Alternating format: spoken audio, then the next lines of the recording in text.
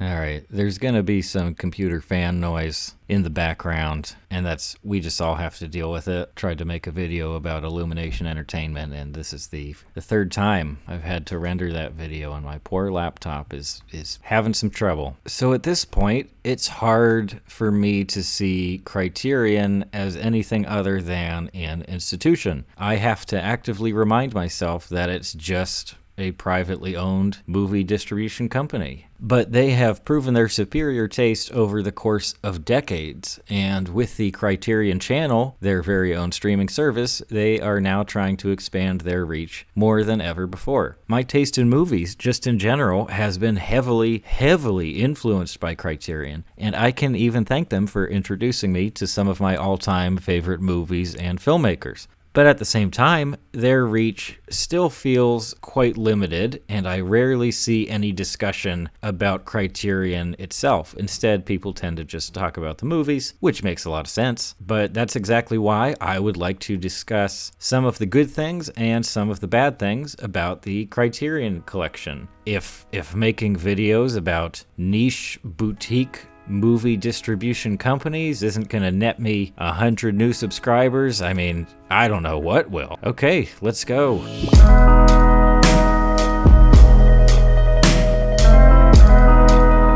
The best thing about Criterion is just that it exists. I very honestly feel that what they're doing is important. They are legitimately helping to preserve important movies from all around the world and from different eras of filmmaking.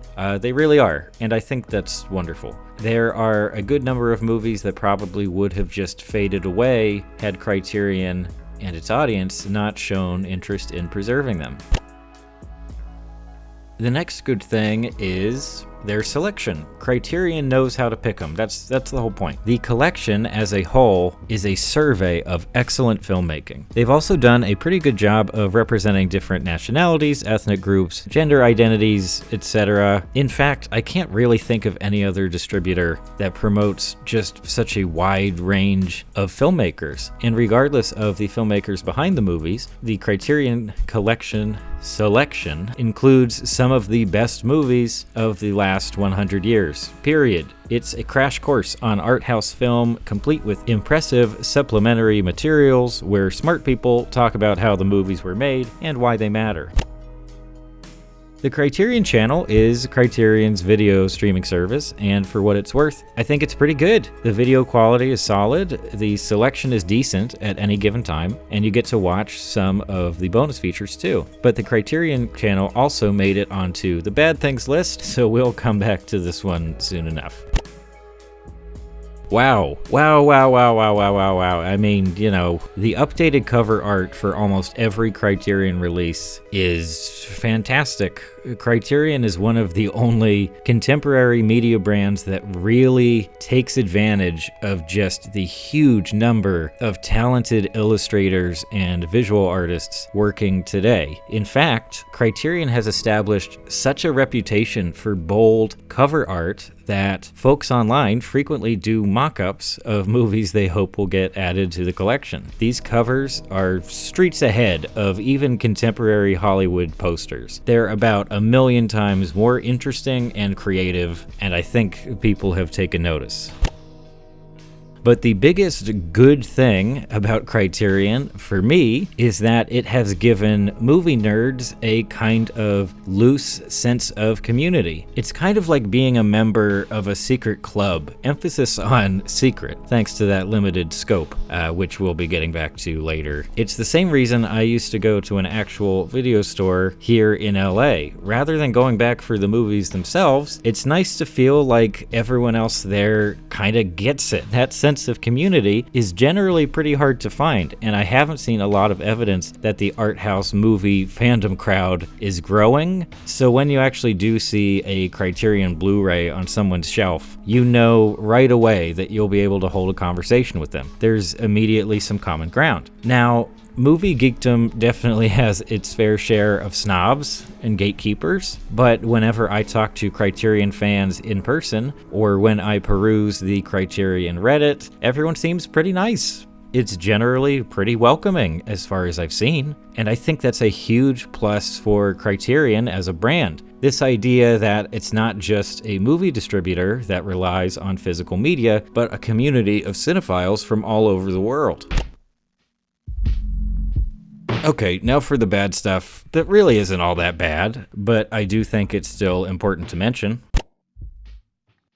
So it's not that the service is bad or that I don't like their approach, but I'm worried that Criterion, in its current state, isn't going to be able to sustain its own streaming service, despite a pretty loyal fan base. For those who don't already know, this isn't Criterion's first attempt at streaming. Previously, portions of the collection were available on Hulu, then they migrated to Filmstruck, which was from Turner Classic Movies, but that is now defunct, and the Criterion channel itself has only been around since April 2019. I think a lot of media companies are now learning that it's really difficult to sustain their own bespoke streaming services. NBC tried to do CISO, CBS All Access is, I don't have numbers, but I don't suspect that it's doing all that great just for how little I hear about it. I think Disney is the only company to pull it off successfully, but of course they have a huge advantage because they just own an obscene amount of content now and other media brands. And even still, browsing through the offerings on there, still, it feels limited. So is Criterion big enough to really keep its own streaming service running, especially when so many viewers have gotten used to having access to a huge range of content through a single subscription,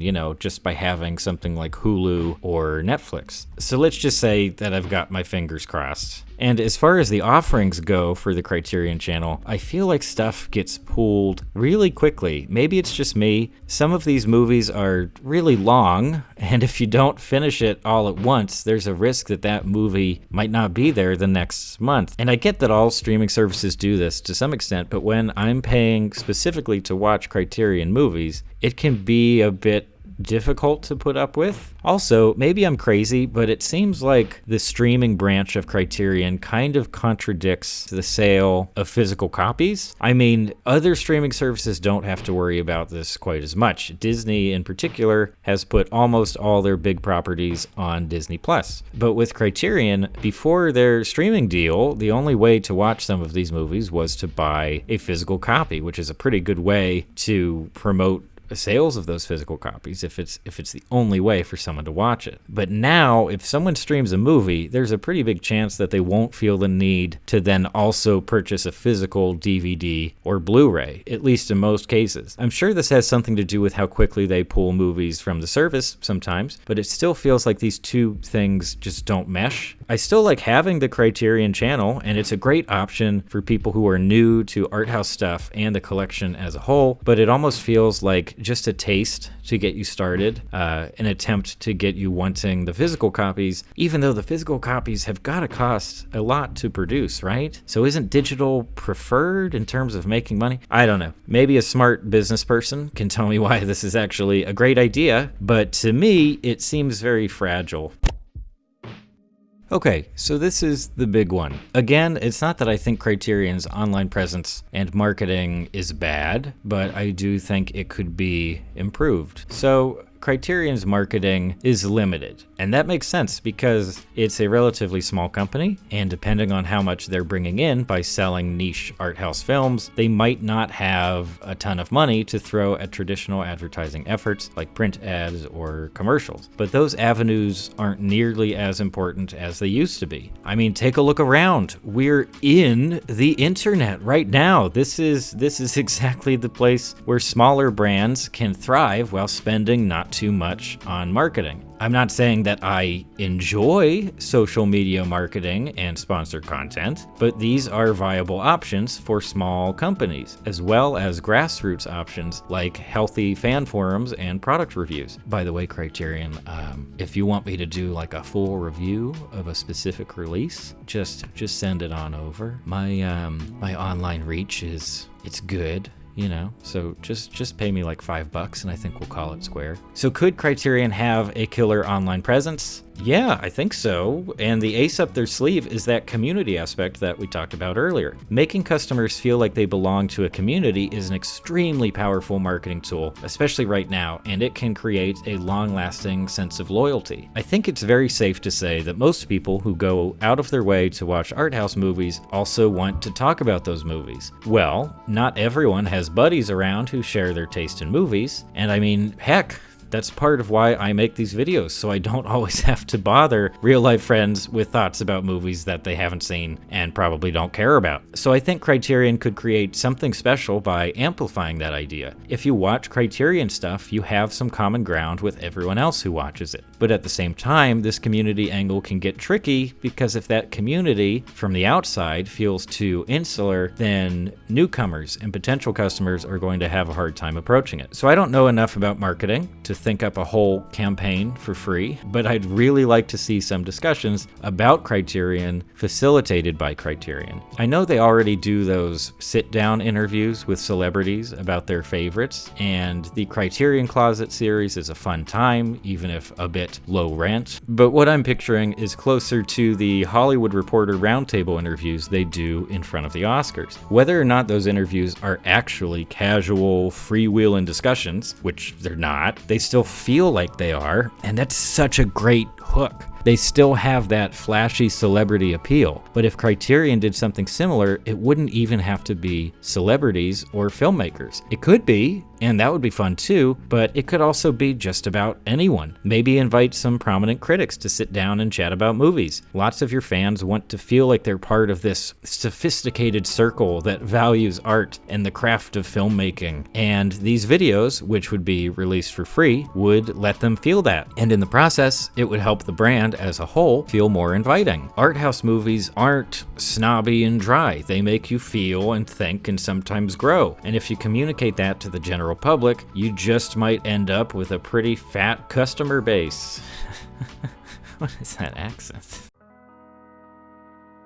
All right, I'm done now. This whole thing is about discussion, so feel free to talk. Tell me things about the Criterion Collection and how you found it, and whether it has helped you find friends with similar tastes. And that's all. I'm sleepy. I spent 7 hours today trying to upload that Illumination video, and it's just I'm just gonna go now.